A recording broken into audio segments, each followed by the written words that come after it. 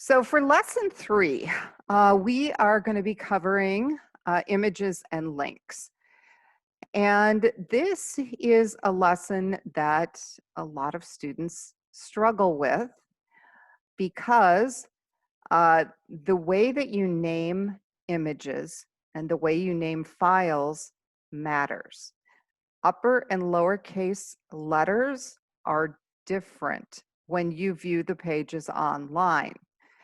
Okay, so what happens with a lot of students is it works offline, but they transfer everything and then the images don't show up when the page is live. So make sure you read the pages in the book, and then it's really important that you work through the lecture demo.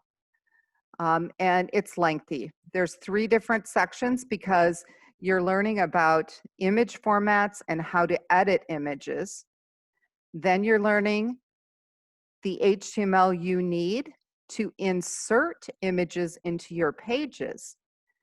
And then finally, you're going to learn how to add hyperlinks to your pages. Okay, so this first one is all about web images and how to edit those images. Okay, and if you go through here, you'll notice that there's screenshots. These screenshots come from LunaPic, and in the textbook assignment, you are actually going to be using LunaPic to edit some images. Okay, so you can read through this and just know that you are actually going to be using that website. Okay, and this is just some additional information. If you're cropping an image, you're kind of selecting a portion of the image to keep and a portion to throw away. So how do you know what to keep and what to throw away?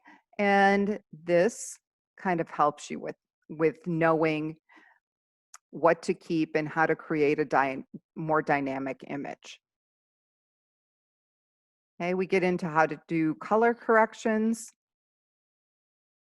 Okay, and so what I've included in here is just basic information that you need to manage images on your website, okay, to make the images look good. And then once you've got those nice images,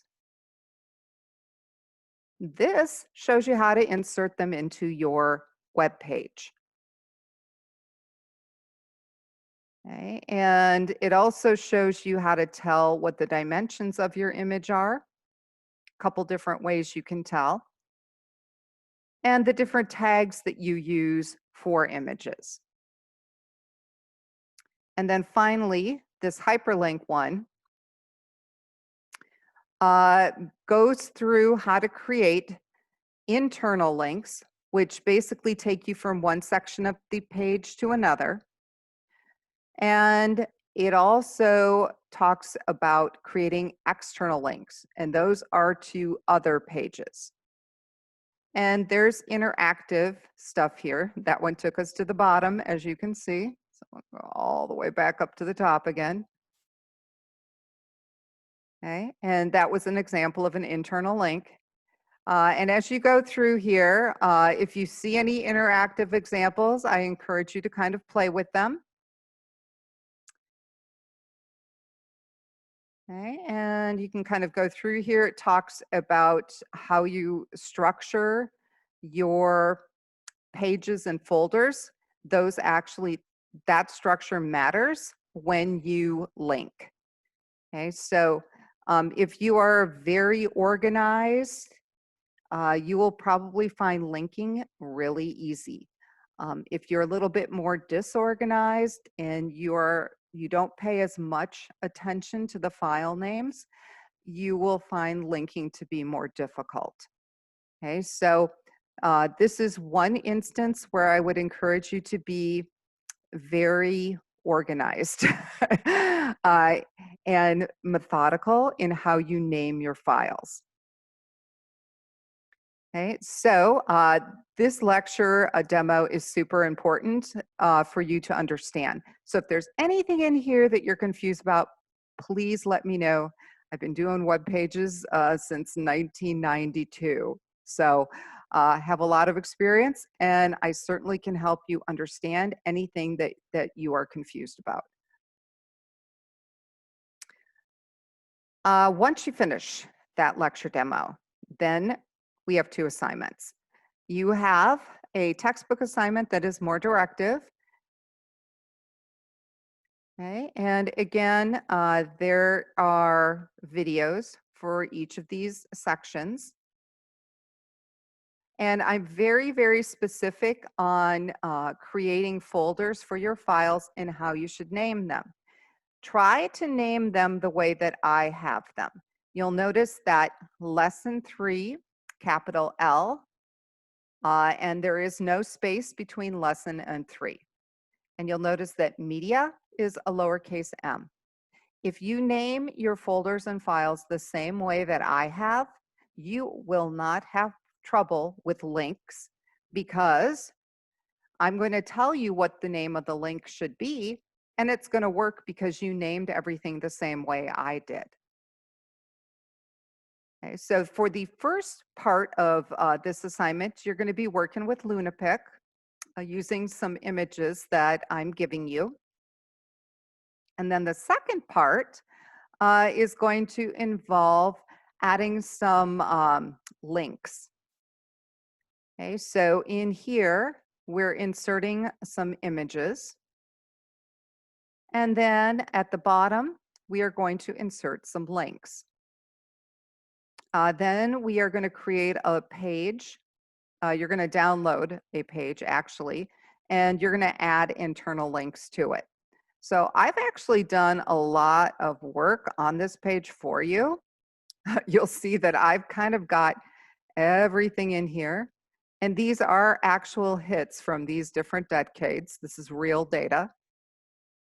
And you are going to have to kind of go through and add the different components to create these internal links. Okay, so that is pretty much what this assignment involves. And then you're going to go into the lab assignment. Okay, and there is a kind of an overview here of what you have to do. But you basically have a couple different parts. Part 1, you're going to create your own page with detail and summary. And you're going to be including a thumbnail graphic that links to a larger graphic. And so here's a little example I have of Brooklyn Bridge.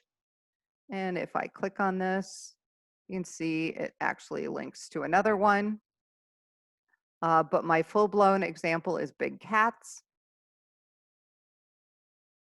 And you can see that I've linked each one of these thumbnails to a larger image. And you're going to do something similar. I don't care what your topic is. It can be whatever you want. You just need to have a thumbnail linking to a larger picture. Part 2, you're going to update your assignment page with links. So this kind of walks you through how to do that. And then part 3 involves adding a graphic to the background of your page.